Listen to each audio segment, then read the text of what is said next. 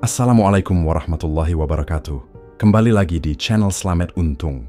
Gimana kabar kalian semua? Semoga kalian dalam keadaan sehat dan sukses selalu ya. Dukung channel ini supaya bisa berkembang dengan menekan tombol subscribe, like, dan lonceng notifikasinya agar tak ketinggalan cerita horor lainnya. Tak usah berlama-lama lagi, kita masuk ke ceritanya. Siska menjalani kehidupannya yang sederhana di sebuah kota kecil di pesisir selatan Jawa.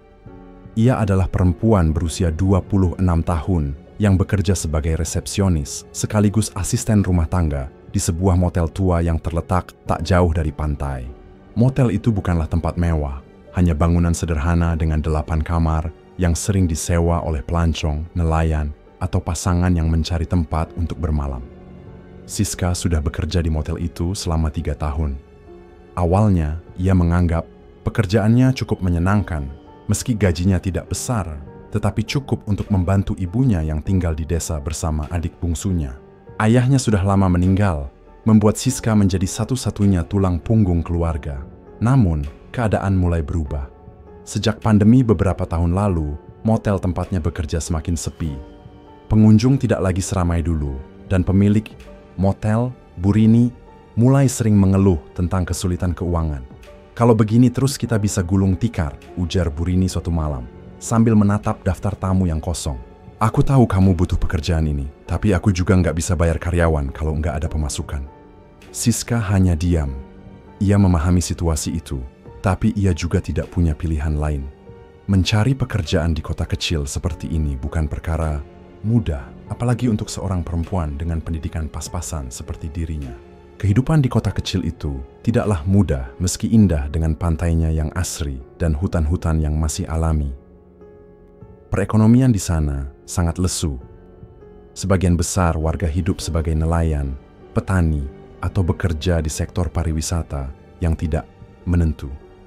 Setiap pagi, Siska bangun pukul 5, membersihkan kamar-kamar yang kosong, mencuci spray, dan menyiapkan teh atau kopi untuk tamu yang menginap. Jika sedang tidak sibuk, ia duduk di teras depan motel, memandang laut lepas, berharap ada tamu yang datang. Kadang-kadang, ia berbincang dengan Pak Jono, pria tua yang bekerja sebagai penjaga malam di motel itu. Pak Jono sudah bekerja di sana sejak motel pertama kali dibuka lebih dari 20 tahun yang lalu. "Kamu masih muda, Siska.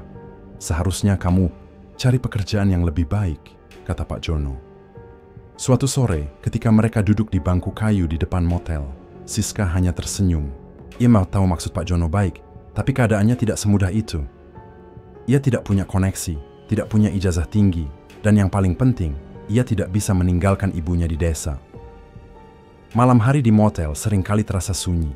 Angin laut berhembus, kencang, membawa suara deburan ombak yang memecah kesunyian.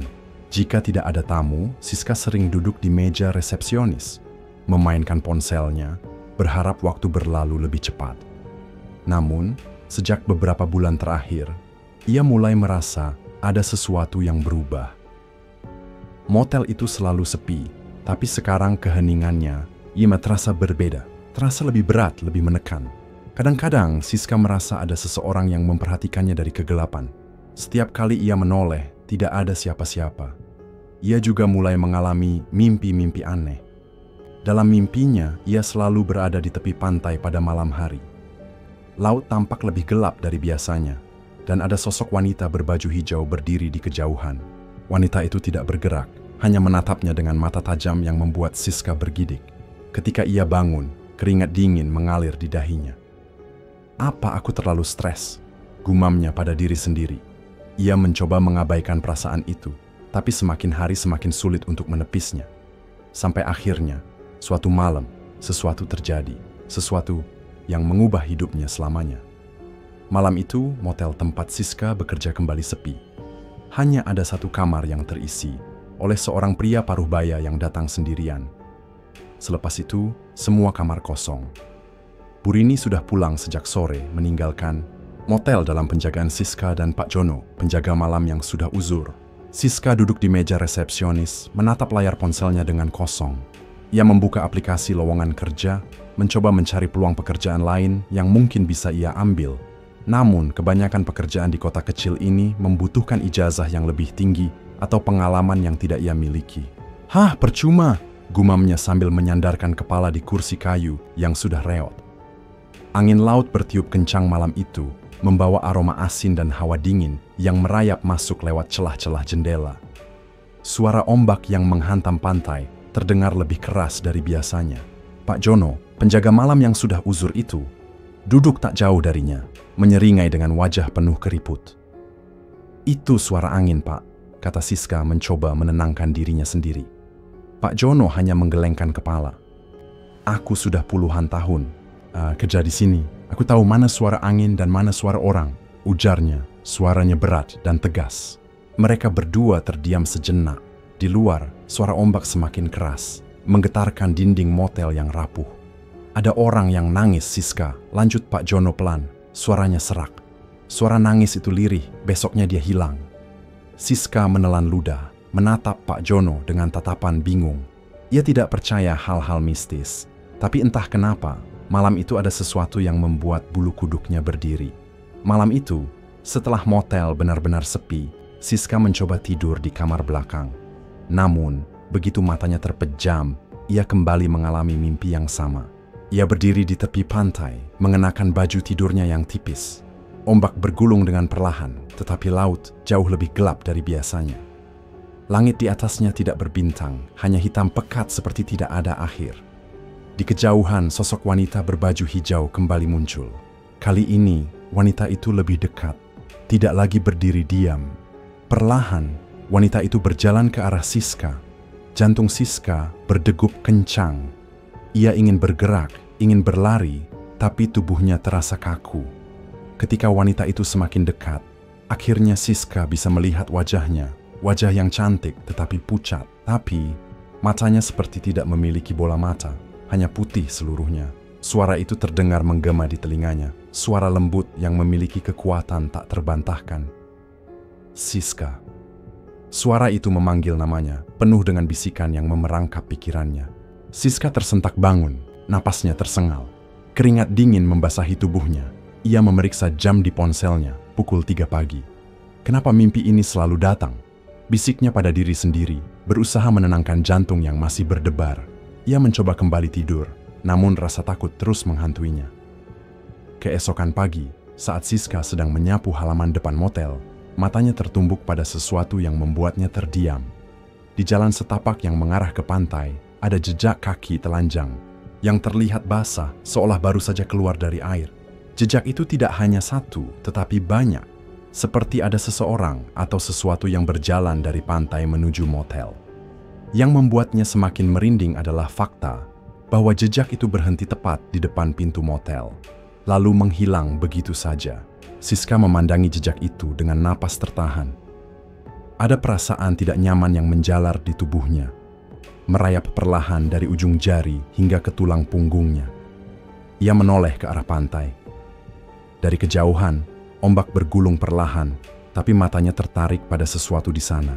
Sebuah bayangan, seseorang atau sesuatu yang berdiri di sana, mengawasinya dari jauh. Siska menelan ludah, hatinya berdegup kencang. Ia tidak tahu apa yang sedang terjadi, tapi satu hal yang pasti. Ada sesuatu yang mulai mengusik hidupnya. Sesuatu yang berasal dari laut. Siska berdiri terpaku di depan motel, menatap jejak kaki basah yang terhenti begitu saja di pintu masuk. Hatinya berdegup kencang. Ia menoleh ke arah pantai, mencoba meyakinkan dirinya bahwa jejak itu milik seseorang yang baru saja berjalan dari laut. Namun, pantai itu masih kosong. Tidak ada siapa-siapa. Angin pagi berhembus dingin, membuat Siska merapatkan jaket tipisnya. Ombak bergulung perlahan, seolah sedang mengawasi dari kejauhan. "Kenapa jejaknya cuma sampai di sini?" bisiknya pelan. Siska tidak ingin berpikir macam-macam, tapi mimpi-mimpi aneh yang terus berulang dan suara tangisan yang didengar Pak Jono semalam membuat perasaannya semakin tidak tenang. Siang harinya, Bu Rini datang ke motel seperti biasa. Wanita paruh baya itu membawa kantong plastik berisi bahan makanan untuk persediaan dapur kecil motel. "Siska, ada tamu baru?" tanyanya sambil berjalan menuju dapur. Siska menggeleng. "Belum ada, Bu. Semalam cuma ada satu orang dan dia sudah check out pagi tadi." Bu Rini menghela napas. Yah, kalau begini terus, aku nggak tahu bisa bertahan sampai kapan. Siska menatap majikannya dengan rasa iba. Ia tahu Bu Rini sudah berusaha keras mempertahankan motel ini. Tapi jika tidak ada tamu, mereka berdua bisa kehilangan pekerjaan. Panggil Siska pelan tadi pagi, kata Bu Rini, suaranya berat. Saya ada jejak kaki dari pantai di depan pintu, terus hilang begitu saja. Bu Rini menoleh dengan ekspresi kaget. Jejak kaki? Siska mengangguk. Iya Bu, kayaknya baru saja ada yang jalan dari laut, tapi saya nggak lihat orangnya. Mendengar itu, wajah Bu Rini langsung berubah pucat. Ia meletakkan kantong plastiknya dengan sedikit gemetar. Kamu yakin? Tanyanya dengan suara pelan. Siska mengangguk lagi. Iya Bu. Bu Rini diam sejenak, lalu ia menarik napas panjang dan duduk di kursi kayu di ruang tengah motel. Siska, ada yang perlu kamu tahu, kata Bu Rini dengan suara lirih. Siska ikut duduk, menunggu dengan perasaan tak menentu. Dulu, sebelum aku beli motel ini, tempat ini pernah terkenal karena satu hal, kata Bu Rini, suara rendah dan penuh beban. Banyak orang bilang, kalau seseorang mulai melihat jejak kaki basah dari laut, itu tandanya dia sedang dipanggil. Jantung Siska berdegup lebih kencang. Dipanggil? Dipanggil oleh sesuatu yang ada di laut. Banyak orang percaya bahwa Ratu Laut Selatan sering memilih orang-orang tertentu untuk mendekat kepadanya. Bu Rini menatap Siska dengan tatapan tajam. Ada yang bilang itu pertanda rezeki, tapi ada juga yang bilang itu pertanda buruk. Kata-kata Bu Rini membuat bulu kuduk Siska meremang. Apa yang terjadi pada orang-orang yang melihat jejak itu, Bu? Tanyanya pelan. Bu Rini terdiam sejenak, lalu berkata dengan suara lebih lirih. Sebagian dari mereka menghilang. Malam itu, Siska tidak bisa tidur. Ia berbaring di kasurnya sambil menatap langit-langit kamar. Kata-kata Bu Rini terus terngiang di kepalanya. Dipanggil, menghilang. Ia mencoba menenangkan pikirannya. Mungkin semua ini hanya kebetulan, mungkin jejak kaki. Tadi pagi memang milik seseorang yang kebetulan berjalan dari pantai. Tapi kenapa jejak itu berhenti di depan pintu motel? Siska menarik napas panjang. Ia harus tidur. Besok ia masih harus bekerja. Ia memejamkan mata, namun beberapa saat kemudian, suara itu terdengar lagi. Tangisan pelan, sama. Tapi kali ini suara itu tidak datang dari luar motel. Suara itu ada di dalam kamar. Siska membuka matanya dengan cepat, jantungnya berdetak kencang. Ia menoleh ke arah sudut kamar, tempat lemari kayu tua berdiri. Tangisan itu datang dari sana. Dengan tangan gemetar, Siska meraih ponselnya dan menyalakan senter. Cahaya putih menerangi ruangan kecilnya. Lemari kayu itu tampak biasa saja, tidak ada yang aneh. Tapi suara tangisan itu semakin jelas. Siska mencoba memberanikan diri. Ia bangun dari tempat tidur, berjalan pelan menuju lemari. Tangannya gemetar saat meraih pegangan pintu lemari. Ia menarik napas dalam-dalam, lalu lemari terbuka. Tidak ada apa-apa di dalamnya, hanya pakaian yang tergantung rapi. Tapi suara tangisan itu terus ada, semakin dekat semakin jelas. Siska menoleh ke belakang, dan di cermin kecil yang tergantung di dinding kamar, ia melihat bayangan seorang wanita berbaju hijau berdiri di belakangnya. Mata wanita itu hitam legam, mulutnya bergerak seketika, dan tiba-tiba ruangan terasa berputar. Tubuh Siska melemas, pandangannya gelap, lalu semuanya menghilang. Siska terbangun dengan napas tersengal. Matahari sudah mulai terbit, cahaya jingga masuk melalui celah jendela. Ia terduduk di kasurnya, merasakan tubuhnya yang basah oleh keringat. Mimpi atau sesuatu yang nyata, Siska tidak tahu. Tapi ia tahu satu hal. Ada sesuatu yang sedang menariknya ke arah laut, dan entah kenapa, ia mulai merasa ingin pergi ke sana. Sejak kejadian malam itu, Siska tidak lagi merasa tenang. Ia memejamkan mata, dan wajah wanita berbaju hijau itu kembali muncul dalam pikirannya. Tatapan mata hitam legamnya terasa seperti panggilan. Hari-hari berikutnya, Siska mulai merasa ada sesuatu yang berubah dalam dirinya. Tubuhnya sering lemas, pikirannya melayang, dan entah kenapa hatinya selalu merasa gelisah setiap kali mendengar suara ombak. Yang lebih aneh lagi, motel yang selama ini sepi, tiba-tiba mulai kedatangan tamu lebih banyak dari biasanya dalam 2 hari terakhir. Kamar-kamar yang sebelumnya kosong mulai terisi. Bu Rini merasa senang, tetapi Siska justru semakin takut. Ia merasa ada sesuatu yang tidak beres. dan perasaan itu mencapai puncaknya pada malam ketiga setelah mimpi aneh itu. Malam itu, Siska duduk di meja resepsionis. Bu Rini sudah pulang, meninggalkan motel dalam penjagaan dirinya dan Pak Jono. Angin laut bertiup lebih kencang dari biasanya, membuat jendela bergetar pelan. Tepat pukul 11 malam, telepon motel tiba-tiba berdering. Siska terkejut. Biasanya tidak ada tamu yang menelepon di jam segini. Dengan ragu, ia mengangkat gagang telepon. "Halo, ini motel sederhana. Ada yang bisa saya bantu?" Tidak ada jawaban, hanya suara ombak. Siska menelan ludah. "Halo, siapa ini?" Masih tidak ada jawaban, hanya suara ombak yang semakin lama semakin keras. Perlahan suara itu berubah dari deburan ombak, kini terdengar seperti bisikan. Jantungnya hampir berhenti. Ia langsung menutup telepon dan mundur beberapa langkah. Pak Jono, yang sedang duduk di bangku depan, mendengar suara itu dan bergegas. "Masuk."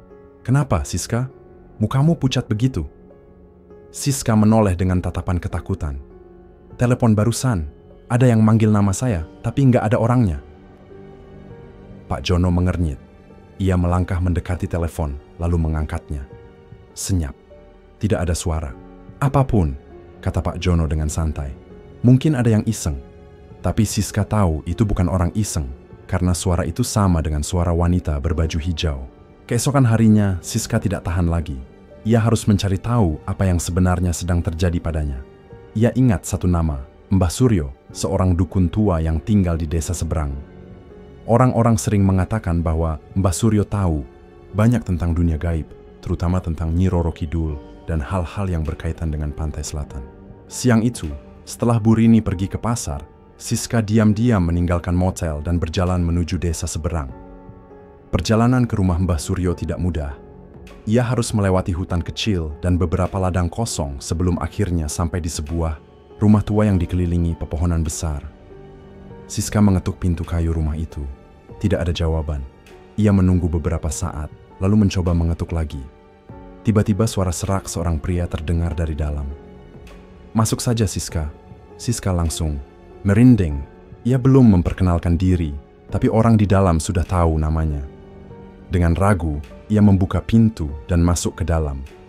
Di dalam rumah yang remang-remang itu, seorang pria tua berjanggut putih duduk di atas tikar anyaman, menatapnya dengan mata tajam. "Duduklah," kata Mbah Suryo. Siska duduk bersila di depannya. Tangannya gemetar. "Kamu datang karena sudah dipanggilkan, kan?" tanya Mbah Suryo tanpa basa-basi. Siska menahan napas. "Kamu sudah melihat jejak kaki dari laut, mendengar suara-suara, dan mimpi wanita berbaju hijau, kan?" Siska menggigit bibirnya, mengangguk perlahan. Ini bukan pertama kalinya terjadi. Setiap beberapa tahun sekali, selalu ada seseorang yang dipanggil oleh sang ratu. Siska langsung bergidik. "Kenapa saya, Mbah?" Mbah Suryo menatapnya dengan tajam. "Karena kamu sedang berada di persimpangan takdir." Siska menelan ludah. "Persimpangan?" "Ya," kata Mbah Suryo. "Kamu punya pilihan. Kamu bisa menerima panggilan itu dan mendapatkan apa yang kamu inginkan. Kekayaan, kecantikan, keberuntungan. Tapi ada harga yang harus dibayar." Siska menggigit bibirnya. "Harga apa, Mbah?" Mbah Suryo menatapnya lama. Kemudian dengan suara yang sangat pelan, ia berkata, "Jiwamu." Sepanjang perjalanan kembali ke motel, kepala Siska dipenuhi dengan berbagai pikiran. Ratu apa yang harus ia lakukan? Ia butuh uang. Ia butuh keberuntungan. Ia ingin motel tempatnya bekerja kembali ramai agar ia tidak kehilangan pekerjaan. Tapi apakah ia benar-benar sanggup membayar harga yang diminta? Saat ia kembali ke motel, matahari sudah mulai tenggelam. Langit berubah menjadi jingga keemasan, dan ombak di pantai terlihat berkilauan. Diterpa cahaya matahari yang mulai redup. Ia berdiri di tepi pantai, menatap lautan luas di depannya. Angin berhembus lembut, membawa aroma garam yang khas. Lalu suara itu kembali terdengar, pelan, lembut, menggoda. Jantungnya berdegup kencang. Ia menoleh. Di kejauhan, di antara riak ombak, ia melihat sosok wanita berbaju hijau berdiri di atas air, menatap dengan senyum misterius. Dan saat itu, Siska membuat keputusan yang akan mengubah hidupnya selamanya. Ia melangkah maju menuju laut, langkah Siska terasa berat saat ia berjalan menuju pantai. Ombak bergulung pelan, seolah menunggu kehadirannya. Di kejauhan, sosok wanita berbaju hijau masih berdiri di atas air. Senyumnya lembut, namun penuh misteri. Suara itu berbisik di telinganya, padahal tidak ada siapapun di sekitarnya. Angin laut bertiup semakin kencang, membuat rambut Siska berkibar. Jantungnya berdebar keras, antara takut dan penasaran. Apakah ini nyata, atau hanya mimpi lain seperti sebelumnya? Namun kali ini berbeda. Kali ini ia sadar sepenuhnya, dan kakinya terus melangkah. Tiba-tiba, sebuah tangan mencengkeram lengannya. "Siska, kamu ngapain?" Siska tersentak. Ia menoleh dan melihat Pak Jono berdiri di belakangnya. "Pak Jono?" liris Siska. Pak Jono mengguncang bahunya. "Siska, kamu ngapain? Laut bisa berbahaya malam-malam begini." Siska menggeleng cepat. "Saya cuma mau lihat pantai sebentar, Pak." Pak Jono menghela napas, lalu menatapnya curiga. "Udah, ayo balik. Malam-malam begini laut bisa berbahaya." Siska mengangguk meskipun dalam hatinya ia tahu bahaya yang sebenarnya bukan berasal dari laut, tapi dari panggilan yang mulai merasuki jiwanya. Malam itu, Siska kembali mengalami mimpi. Namun kali ini berbeda dari sebelumnya. Ia tidak lagi berdiri di tepi pantai. Ia kini berada di dalam sebuah istana megah berwarna hijau, dengan dinding-dinding berhiaskan ukiran emas dan lampu-lampu kristal yang berkilauan. Di depannya, sebuah singgasana besar berdiri di tengah ruangan, dan di atasnya duduk seorang wanita dengan kecantikan yang tak terukiskan. Wajahnya putih bersinar, rambut hitam panjang menjuntai hingga menyentuh lantai. Gaunnya berwarna hijau zamrud, terbuat dari kain sutra yang mengalir seperti air. Ratu Pantai Selatan, Nyi Roro Kidul, ia tersenyum lembut. Suara itu memenuhi ruangan, merasuk ke dalam kepala Siska. "Kau akhirnya datang," bisiknya, suaranya begitu dalam, begitu kencang. Siska ingin berbicara, namun suaranya seakan hilang. Nyi Roro Kidul mengulurkan tangannya. "Aku tahu apa yang kamu inginkan," katanya, suara sang ratu penuh kekuatan. Gambar-gambar berkelebat di benaknya, uang, kemewahan, tamu-tamu motel yang datang berbondong-bondong. Kehidupannya yang berubah dari seorang pekerja miskin menjadi seseorang yang dihormati dan kaya. "Aku bisa memberikannya padamu, Siska." Suara ratu itu semakin jelas, semakin mengalir. "Aku bisa membuat hidupmu lebih baik." Siska menelan ludah, namun ratu itu melanjutkan. "Tapi setiap hadiah memiliki harga yang harus dibayar." Siska menggigit bibirnya. "Harga apa, Kanjeng Ratu?" tanyanya dengan suara tercekat. "Jiwamu," jawab Nyi Roro Kidul dengan senyum misterius. Tiba-tiba, tubuh Siska terasa lemas, matanya berkunang-kunang dan semua menjadi gelap. Siska terbangun dengan napas tersengal. Ia kembali berada di kamarnya di motel. Namun ada sesuatu yang berbeda. Tangannya terasa lebih ringan, kulitnya lebih halus. Saat ia bangkit dan berjalan ke cermin, jantungnya hampir berhenti. Wajahnya berubah, kulitnya lebih putih bersinar, lebih halus tanpa noda. Matanya lebih tajam, bibirnya lebih merah, rambutnya tampak lebih hitam dan berkilau. Ia terlihat lebih cantik dari sebelumnya. Siska terhuyung mundur, tidak percaya. Apakah ini benar-benar terjadi? Apakah aku baru saja menerima perjanjian itu? Tiba-tiba, suara ketukan di pintu membuyarkan pikirannya. "Siska, ada tamu yang mau check-in." Suara Burini terdengar dari luar. Siska menghela napas dalam-dalam, mencoba menenangkan dirinya. Ia melihat ke cermin sekali lagi, sebelum akhirnya melangkah keluar kamar. Saat ia tiba di lobi motel, matanya membelalak. Dua tamu sedang berdiri di depan meja resepsionis, dan keduanya adalah orang-orang kaya yang selama ini tak pernah mau menginap di motel sederhana seperti ini. Salah satu dari mereka menatap Siska dan tersenyum. "Permisi, kami mau menyewa kamar untuk beberapa malam. Ada kamar kosong?" Siska menelan ludah. Ia menoleh ke Burini yang masih terkejut dengan kedatangan tamu-tamu ini. Motel mereka biasanya hanya diisi oleh pekerja atau wisatawan biasa. Tetapi hari ini, tamu-tamu mereka adalah orang-orang yang datang dengan mobil mewah. Adakah ini keajaiban dari perjanjiannya? Siska merasakan dadanya berdebar keras. Ini baru permulaan, dan ia naumkan hamur di hargamun yang mat harus dibayar. Sejak malam itu, semuanya mulai berubah. Motel yang sebelumnya sepi mendadak ramai. Setiap hari, tamu berdatangan tanpa henti. Beberapa adalah wisatawan kaya, beberapa lagi orang-orang yang terlihat seperti pebisnis sukses. Bahkan ada yang menginap selama berminggu-minggu tanpa banyak dia berbicara. Siska tidak bisa menyembunyikan kebahagiaannya. Ini yang ia inginkan. Keberuntungan yang sudah lama ia impikan. Kini ia punya banyak uang, gajinya meningkat, bonus besar sebagai ucapan terima kasih atas kerja kerasnya. Dan yang paling aneh, setiap kali Siska bercermin, ia melihat sesuatu yang berbeda. Kecantikannya semakin bertambah, kulitnya semakin bersinar, tubuhnya lebih segar, dan senyumannya lebih menggoda.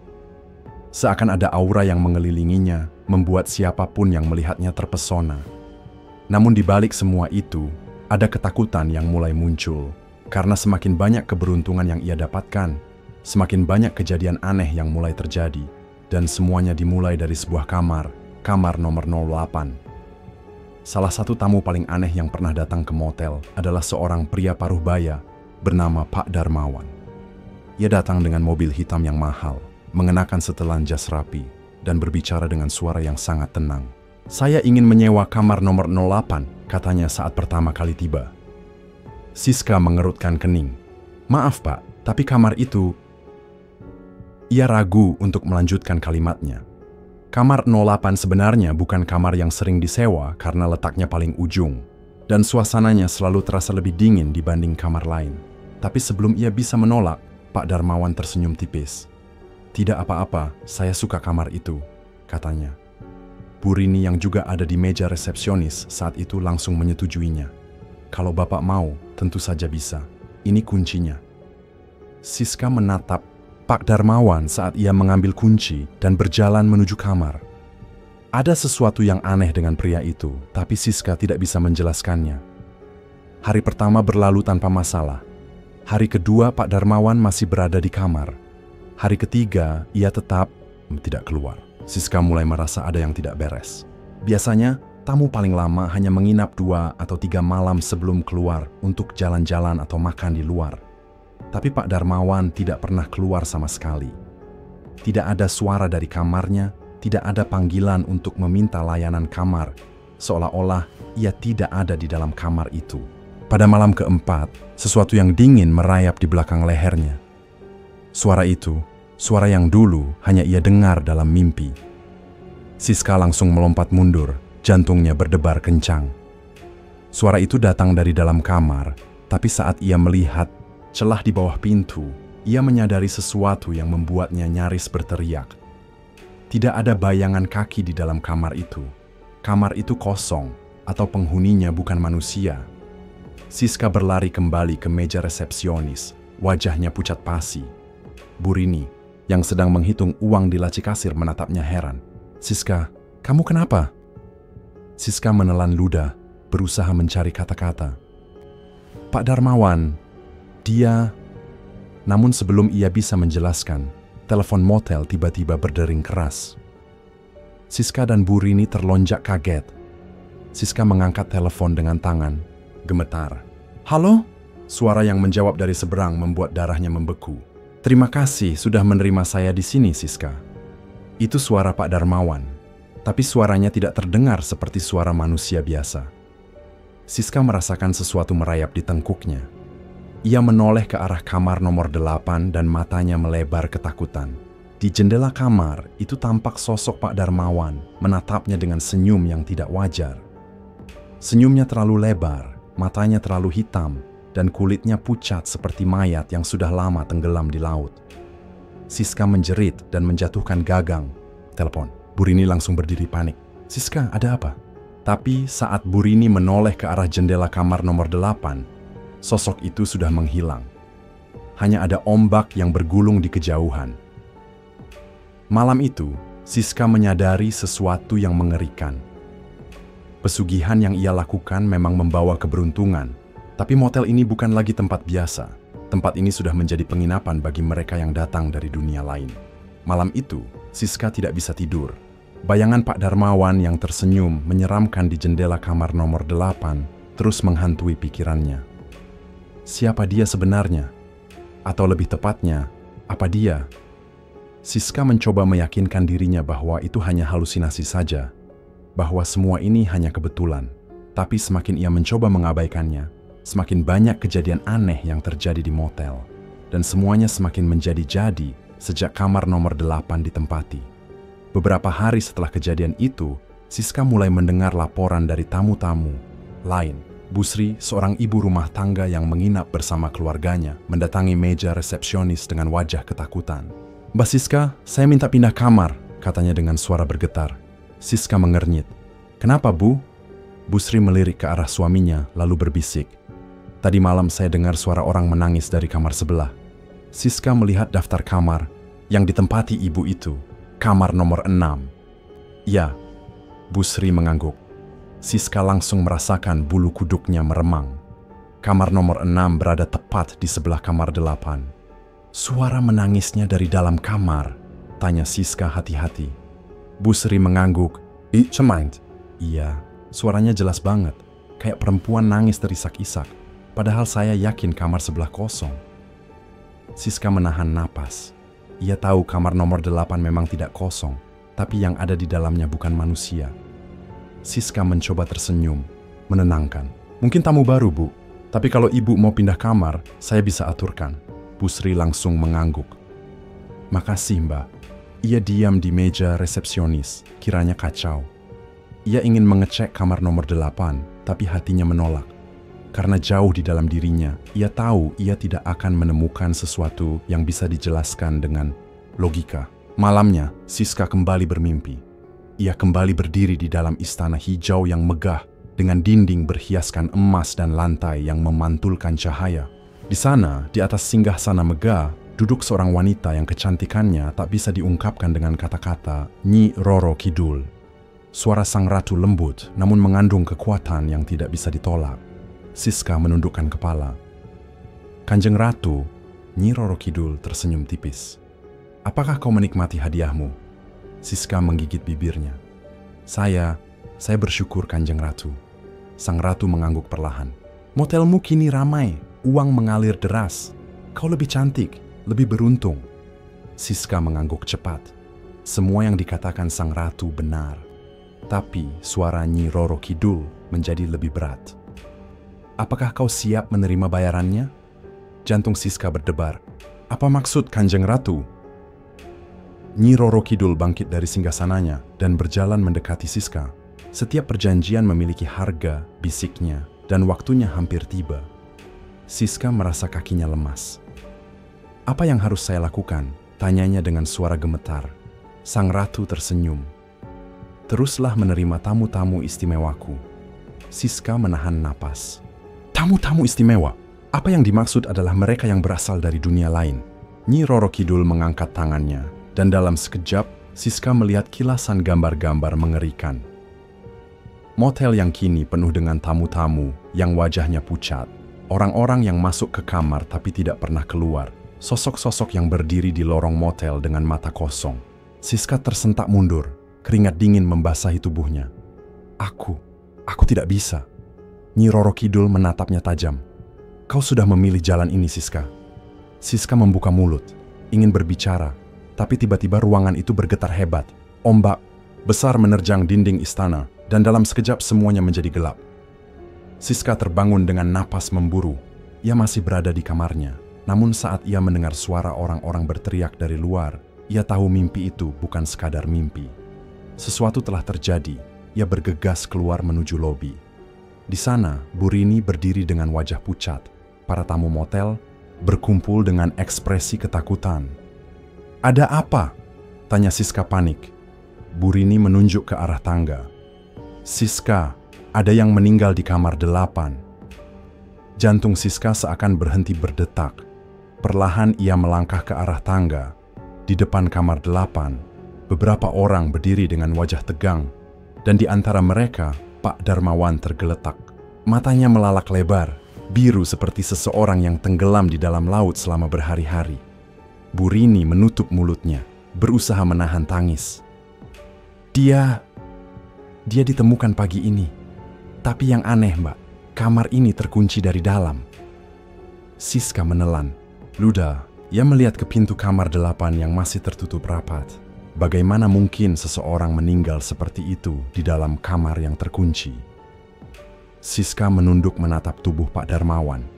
Dan saat itulah ia melihat sesuatu yang membuat darahnya membeku. Di tangan Pak Darmawan tergenggam sebuah kain hijau, berkilauan, kain yang sangat mirip dengan gaun Nyi Roro Kidul. Tangan Siska gemetar. Ia tahu ia telah memilih jalan pesugihan, dan ia tidak bisa menghentikannya lagi. Sejak kematian Pak Darmawan, suasana di motel berubah drastis. Beberapa tamu yang mengetahui kejadian itu langsung check out tanpa banyak bicara. Mereka pergi dengan ekspresi ketakutan, seakan ingin melupakan bahwa mereka pernah menginap di tempat ini. Tapi yang aneh, motel tidak pernah benar-benar sepi. Beberapa jam setelah satu tamu pergi, tamu lain datang. Mereka selalu muncul tanpa suara, tanpa kendaraan, dan tanpa ekspresi. Mereka hanya tersenyum tipis, menatap lurus ke arah Siska, dan memesan kamar, terutama kamar nomor 8. Dan setiap kali mereka menghilang, bau asin laut selalu tertinggal di udara. Siska mulai sadar, ia telah membuka pintu bagi sesuatu yang seharusnya tidak ada di dunia ini. Suatu malam, Siska sedang merapikan daftar tamu saat ia mendengar suara langkah kaki di lorong. Ia mengernyit. Jam sudah menunjukkan pukul 2 dini hari, dan biasanya tamu sudah tidur. Tapi suara langkah itu tidak terdengar seperti langkah biasa. Langkah itu terdengar pelan, menyeret, dan seakan basah. Dengan hati-hati, Siska bangkit dari kursinya dan melangkah ke arah lorong.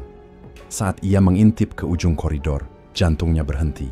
Di lantai yang biasanya bersih, terlihat jejak kaki basah yang mengarah ke kamar nomor 8. Jejak itu tidak normal. Bentuknya tidak seperti kaki manusia biasa. Jari-jari kakinya lebih panjang, lebih tipis, dan memiliki selaput seperti kaki seseorang yang sudah terlalu lama terendam air. Siska merasakan tubuhnya membeku. Ia ingin lari, ingin berpura-pura tidak melihat apa-apa, tapi tubuhnya terasa kaku, seolah ada sesuatu yang menahannya. Perlahan ia menoleh ke arah kamar nomor 8 dan di sana, tepat di depan pintu kamar yang sedikit terbuka, seseorang berdiri.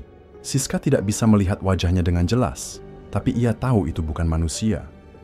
Tamu itu berdiri diam, tubuhnya terbungkus kain hijau yang basah, rambutnya panjang hitam pekat menutupi sebagian wajahnya. Namun yang paling mengerikan, air menetes dari tubuhnya, seperti seseorang yang baru saja keluar dari laut. Meskipun motel ini berjarak beberapa kilometer dari pantai, Siska bisa mendengar suara itu. Suara yang berbisik serak, bergema di seluruh lorong. Siska tidak bisa bergerak, lututnya terasa lemas, napasnya tersengal. Tamu itu perlahan menoleh ke arah Siska dan akhirnya ia bisa melihat wajahnya. Itu Pak Darmawan, tapi wajahnya telah berubah. Matanya hitam sepenuhnya, tanpa putih, kulitnya membiru seperti mayat yang sudah lama terendam. Bibirnya membusuk, tapi senyumnya tetap melebar, terlalu lebar untuk wajah manusia. Siska menjerit dan berlari secepat mungkin ke meja resepsionis. Namun sebelum ia bisa mencapai pintu keluar, sesuatu menarik kakinya hingga ia jatuh tersungkur. Ia mencoba menoleh ke belakang dan melihat tangan pucat yang meneteskan air, mencengkeram pergelangan kakinya. Siska berusaha menendang, meronta, berteriak, tapi perlahan tubuhnya mulai terseret ke arah kamar nomor 8. Ketika ia hampir masuk ke dalam kamar itu, tiba-tiba terdengar suara keras dari belakang. Pintu utama motel terbuka dengan kasar, dan suara lantang menggema di seluruh ruangan. Bu Rini. Wanita itu berdiri di pintu dengan mata melotot ketakutan. Tangannya menggenggam sesuatu yang tampak seperti garam dan kemenyan. Seketika cengkeraman di kaki Siska melemah. Ia segera menarik tubuhnya ke belakang dan merangkak menjauh dari kamar. 8. Sosok Pak Darmawan masih berdiri di sana. Kini tubuhnya mulai memudar. Wajahnya masih tersenyum, tapi tatapannya kosong. Dalam beberapa detik, ia menghilang menjadi kabut tipis yang bercampur dengan bau asin laut. Dan setelah itu, keheningan menyelimuti. Setelah semuanya tenang, Bu Rini membawa Siska ke dapur motel. Siska masih terengah-engah, tubuhnya gemetar hebat. Bu Rini menyodorkan segelas air putih. Siska memegang gelas itu dengan tangan gemetar, meneguknya perlahan, mencoba menenangkan dirinya. Aku baik-baik saja, ucapnya, tapi suaranya terdengar serak. Bu Rini menatap keluar jendela ke arah pantai yang gelap. Tapi aku salah, katanya menghela napas berat. Aku diberi kekayaan, tapi aku kehilangan sesuatu yang jauh lebih berharga. Matanya terlihat berkaca-kaca. Suamiku dan anakku, anak pertamaku hilang di laut, dan suamiku meninggal tidak lama setelahnya. Bu Rini menggenggam tangannya erat. Dan sekarang kamu yang mengalami hal yang sama. Siska merasakan dadanya sesak. Semua ini mulai masuk akal, keberuntungan yang datang terlalu cepat, tamu-tamu yang aneh, kematian Pak Darmawan, sosok-sosok yang mulai muncul, dan yang paling menakutkan, ia tahu bahwa bayarannya belum selesai. Bu Rini menatapnya dalam. Siska, kalau kamu ingin selamat, kita harus melakukan sesuatu sebelum semuanya terlambat. Siska menelan ludah. Apa yang harus kita lakukan? Bu Rini menatapnya tajam. Kalau kamu ingin lepas dari jerat ini, kamu harus sungguh-sungguh. Siska mengangguk pelan, meskipun jantungnya berdegup kencang. Mereka berdua melangkah lebih dekat ke bibir pantai, tempat ombak menyapu pasir. Bu Rini menyalakan kemenyan, lalu mulai melantunkan doa dengan suara bergetar. Kanjeng Ratu, mohon ampuni kami datang untuk memohon pengampunan. Asap kemenyan membumbung tinggi, bercampur dengan udara malam yang semakin dingin. Siska berusaha fokus, tapi tiba-tiba bibir pantai mulai bergetar. Ombak mendadak menjadi lebih besar. Angin yang tadi hanya sepoi-sepoi kini berubah menjadi badai. Dari tengah laut terdengar suara gamelan. Siska menegang, gamelan itu terdengar sayup-sayup, seperti berasal dari dasar laut, semakin lama semakin jelas. Bu Rini menatap lurus ke depan. Dia datang, bisiknya. Siska menggigit bibirnya, takut sekaligus pasrah. Mereka tidak bisa lari sekarang. Dan benar saja, dari dalam lautan yang bergelora, sesosok wanita muncul. Ia melayang di atas air, mengenakan kain hijau yang berkibar tertiup angin. Wajahnya putih pucat, matanya hitam pekat, dan bibirnya merah darah. Siska langsung mengenali siapa dia. Nyi Roro Kidul, sang ratu laut, menatap Siska dengan tajam. Kau kembali. Suaranya terdengar di seluruh pantai, meskipun bibir sang ratu nyaris tidak bergerak. Siska menelan ludah, lututnya gemetar. Saya tidak bisa. Kanjeng Ratu. Suaranya nyaris hilang dalam hembusan angin. Kau tidak akan pernah bisa meninggalkan pantai ini, kata sang ratu. Suaranya menggema. Siska menggigit bibirnya, ketakutan. Dengan suara serak ia berkata, Saya tidak sanggup lagi. Nyi Roro Kidul tersenyum tipis, tapi senyuman itu justru membuat Siska semakin takut. Kau ingin membatalkan perjanjian ini? Siska mengangguk, pelan, namun tiba-tiba angin bertiup semakin kencang. Ombak naik lebih tinggi, hampir menyapu mereka berdua. Setiap perjanjian memiliki harga, suara sang ratu menggema. Aku bisa membebaskanmu, tapi kau harus membayar dengan sesuatu yang berharga. Siska menelan ludah. Apa yang harus saya bayar? Tanyanya dengan gemetar. Nyi Roro Kidul tersenyum, lalu menoleh ke arah Bu Rini. Saat itu, jantung Siska seakan berhenti berdetak. Ini bayarannya, kata sang ratu. Bu Rini menatap Siska dengan mata berkaca-kaca. Ia mengerti, ia sudah tahu sejak awal bahwa pesugihan ini tidak akan berakhir dengan baik. Aku yang membiarkanmu masuk ke jalan ini, ucap Bu Rini, suara bergetar. Aku harus menebusnya. Siska ingin menolak, ingin berteriak, tapi tubuhnya tidak bisa bergerak. Seketika, angin bertiup lebih kencang, ombak semakin besar, dan dalam satu tarikan, tubuh Bu Rini tersedot ke dalam laut. Siska hanya bisa menjerit, melihat Bu Rini terseret ke dalam ombak. Tapi wajah wanita itu tetap tenang, seolah sudah menerima takdirnya. Dalam beberapa detik, Bu Rini menghilang. Dan bersamaan dengan itu, suasana pantai menjadi sunyi. Ombak yang tadi mengamuk tiba-tiba tenang, angin berhenti bertiup. Nyi Roro Kidul menatap Siska untuk terakhir kalinya, lalu tersenyum. Kau telah membayar harganya, sekarang kau bebas. Dalam sekejap, ia menghilang ke dalam kabut. Siska berdiri terpaku di bibir pantai. Air matanya mengalir. Ia tidak bisa berbuat apa-apa. Semua sudah selesai, tapi harga yang harus dibayarnya terlalu mahal. Beberapa hari setelah kejadian itu, Siska menutup motel untuk selamanya. Ia tidak bisa tinggal di tempat itu lagi. Setiap malam, ia masih terbangun dengan bayangan Burini yang tersenyum sebelum tenggelam ke dalam laut. Namun meskipun ia sudah terbebas dari perjanjian itu, ia tahu ia tidak akan pernah benar-benar lepas dari bayangan sang ratu laut. Kadang, saat malam terlalu sepi, ia masih bisa mencium bau asin laut yang tiba-tiba muncul di kamarnya. Kadang, ia masih bisa mendengar suara gamelan dari kejauhan. Dan kadang, di cermin kamarnya, ia bisa melihat sekilas bayangan seorang wanita bergaun hijau berdiri di belakangnya, tersenyum, seolah mengingatkannya bahwa meskipun ia sudah bebas, Nyi Roro Kidul masih mengawasinya.